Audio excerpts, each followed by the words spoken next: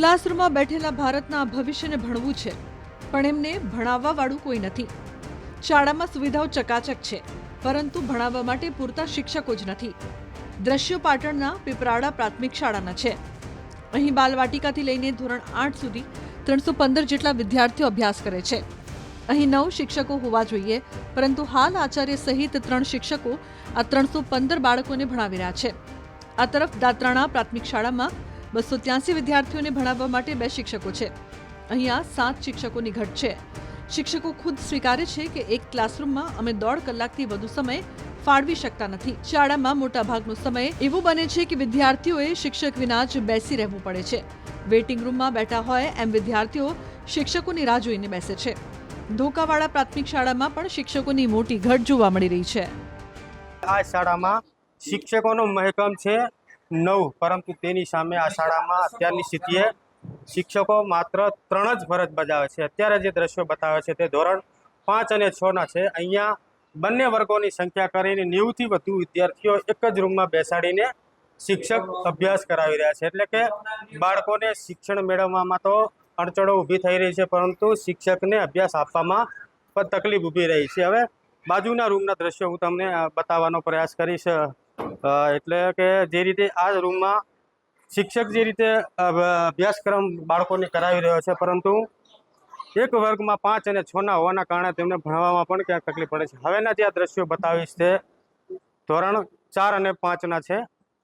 મહત્વની વાત છે કે બાજુમાં શિક્ષક ક્લાસ લઈ રહ્યો છે 5 અને 6નો.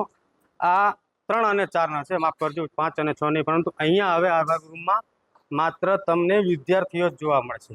આ રૂમમાં કોઈ જ શિક્ષક નથી. એનું કારણ છે કે સામે શિક્ષકોની ઘટ છે. બાજુમાં રૂમમાં ધોરણ 5 અને 6નો ક્લાસરૂમ પતી જાય એટલે કે લગભગ 35થી 45 મિનિટ જેટલો સમય ત્યાં બાળકોને ભણાવે શિક્ષક. તેમનો ક્લાસ પતી જાય ત્યારબાદ 35થી 40 મિનિટ સુધી આ બાળકોને શિક્ષક વિના જ આ રીતે બેસવું પડે છે. બાળકો જાતે અભ્યાસ કરે તો ઠીક, નહીં તો નવરા બાળકો આ રીતે બેસી રહે છે.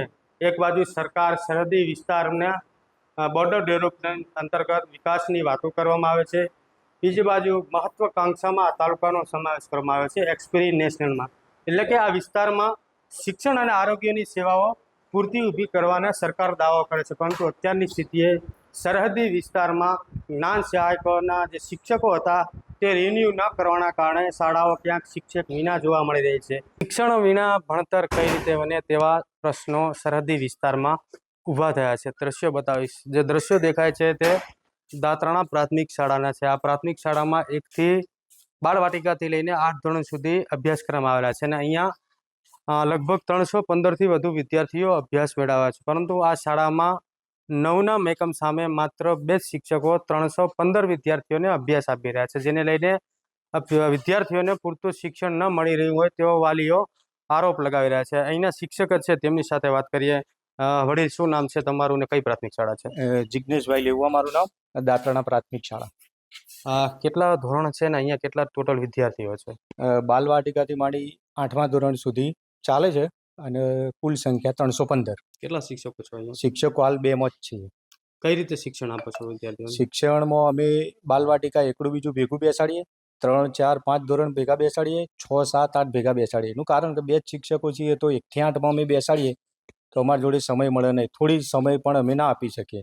એટલે સમવાયની રીતે અમે થોડો સમય 3જા ધોરણમાં 10 મિનિટ આપીએ, 10-15, 4થા ધોરણમાં 10-15 મિનિટ, 5મા ધોરણમાં ત્યાં સુધી પહેલાં રિવિઝન કરતા હોય અથવા તો એમનું કોઈ ગૃહ કાર્ય લેસન કરતા હોય.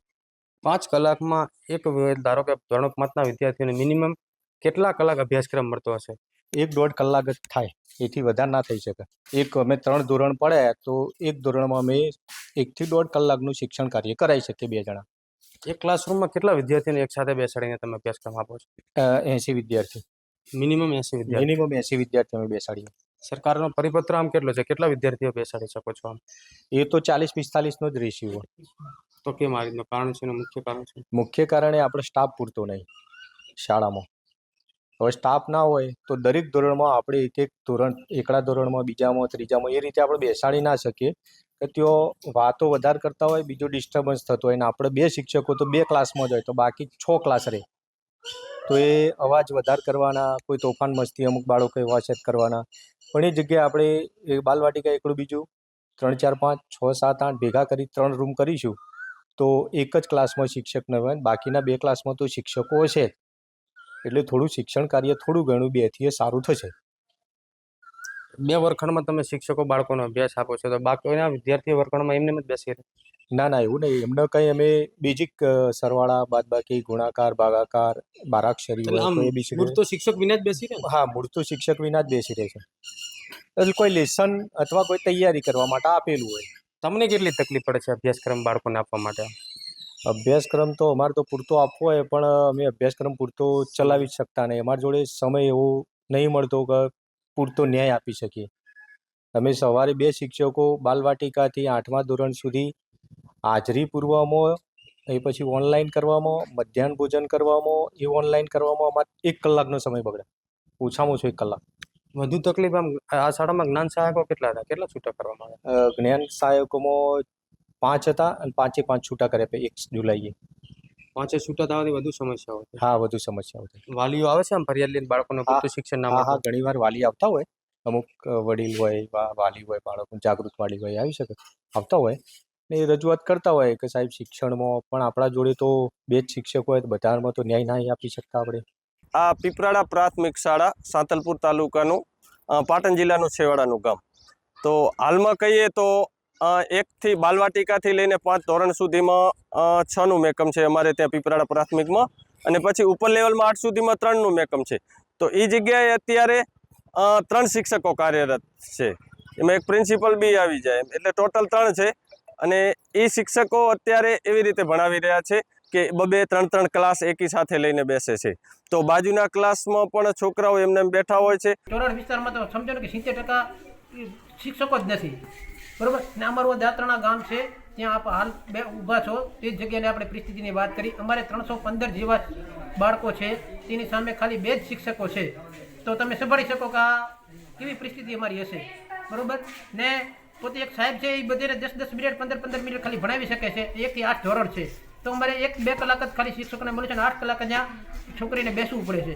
એના કરતાં તો અમે એમ ધારીએ કે અમારી ઘરે પોતાના છોકરીને લઈ જઈએ, અમે 2-3 કલાક ભણાવી તો પણ આના કરતાં સારું. અને અહીંયા 315ની સંખ્યા છે વિદ્યાર્થીઓની, એની સામે માત્ર 2 શિક્ષકો છે. શિક્ષણ એટલું કથળતી હાલતમાં જોવા મળી રહ્યું છે બાળકોનું ભવિષ્ય, કે 2 શિક્ષકો હોવાથી સમય પૂરો મળતો નથી ભણાવવાનું. સાહેબને અડધો કલાક કે 1 કલાક કે 10-15 મિનિટ સાહેબને મળે ભણાવવામાં, એમાં વિદ્યાર્થીઓનું ભવિષ્ય ખતરામાં હોય એવું મને લાગી રહ્યું છે. ધોકાવાડાની અંદર 16 થી 17 શિક્ષકોનું મેકમ છે, પણ ધોકાવાડામાં અત્યારે હાલ 5 શિક્ષકો કાર્યરત છે.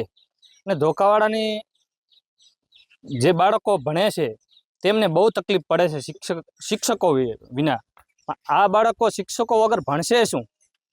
અને આ ગામની અંદર જે સદ્ધર લોકો પૈસાવાળા લોકો છે એ તો કદાચ પોતાના છોકરા અહીંયાથી ઉઠાડીને કદાચ બીજી સ્કૂલોમાં, પ્રાઇવેટ સ્કૂલોમાં મૂકી શકશે, પણ ગરીબ લોકો છે, જે લોકોને નથી પોઝિશન બારે ભણવા મૂકવાનું, એ લોકોને શું કરવાનું? અત્યારે તો સરકારશ્રીની યોજનાઓ એટલી બધી હોય કે શિક્ષકો શાળાના કામ સિવાય પણ વહીવટી કામ એટલું હોય, કોઈ એમને મિટિંગો નામ જ, એટલે 4માંથી 2-3 તો આ રીતે એક કામમાં વ્યસ્ત જ હોય. તો હવે માત્ર 2 થી 3 શિક્ષકો વચ્ચે આવડી 500 થી 600ની સંખ્યા કઈ રીતે સંભાળી શકાય? જો આવી પરિસ્થિતિ રહેશે તો અમારા બાળકોને અમારે ઘરે મૂકી, ઘરે બેસાડી અને શાળાને તાળાબંધી કરવી જશે.